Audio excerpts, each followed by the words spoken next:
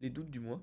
Donc je vais être honnête, j'ai passé pas mal de temps à me poser beaucoup de questions. Donc est-ce que le marché américain n'est pas trop cher en ce moment? Est-ce que le S&P 500 doit vraiment être le cœur de mon portefeuille? Est-ce qu'il ne faudrait pas davantage d'Europe, davantage d'émergents, plus de stock picking, peut-être moins de gestion passive? Et puis entre-temps, j'ai relu les principales thèses de Michael Burry sur la gestion passive, les valorisations américaines. Donc forcément ça fait réfléchir. Finalement je suis arrivé à une conclusion assez simple. Si je remets en question la stratégie tous les mois à cause des actualités ou des prévisions de marché, alors on n'a pas vraiment de stratégie. Je serais simplement en proie à mes émotions, et c'est précisément ce que je souhaite éviter. Le but du DCA, c'est pas d'acheter au meilleur moment. Le but du DCA, donc du dollar cost averaging, c'est d'allouer une somme, en théorie fixe, chaque mois, enfin selon l'échéancier qui nous convient le mieux, sur un panier défini et ne pas changer de stratégie d'un mois à l'autre. Donc la stratégie la plus répandue, ça reste l'investissement dans des ETF, donc dans des indices, de façon mensuelle, et de répéter et répéter et répéter cela, et tout simplement ne pas tenir compte des fluctuations de marché. C'est-à-dire si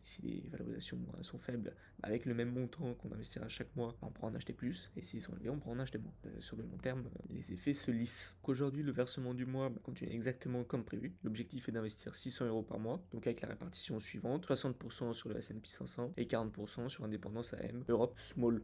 On couvre l'Amérique du Nord essentiellement, les États-Unis. Donc je considère que le S&P 500 est toujours un moteur de croissance principal, que la mentalité essentiellement aux États-Unis, quand bien même il pourrait y avoir une bulle autour de tout ce qui est intelligence artificielle, principale entreprise technologique, et l'effort d'innovation dépend énormément de politique, de cadre des États-Unis, reste à mes yeux leader à ce niveau-là, même si on a des pays émergents et qui se développent de plus en plus et qui sont de plus en plus pertinents. Pour l'instant, j'investis pas dans tout ce qui est émergent, et ça pourrait changer à terme. À savoir, à terme, je souhaiterais plutôt avoir donc une allocation un peu plus globale, avec une grosse partie passive toujours, sur des indices, sur du S&P, pourquoi pas sur des pays émergents, sur aussi des valorisations plutôt européennes, plutôt small cap, puisque c'est sur le small cap qu'on a le plus d'incohérence, et donc plus de possibilités d'aller chercher de la performance, de la surperformance notamment. Et donc concernant Indépendance AM Small, c'est exactement pour cela que j'ai ouvert cette poche, qui est aussi un peu plus active, qui me permet donc d'être exposé sur des petites et moyennes capitalisations européennes.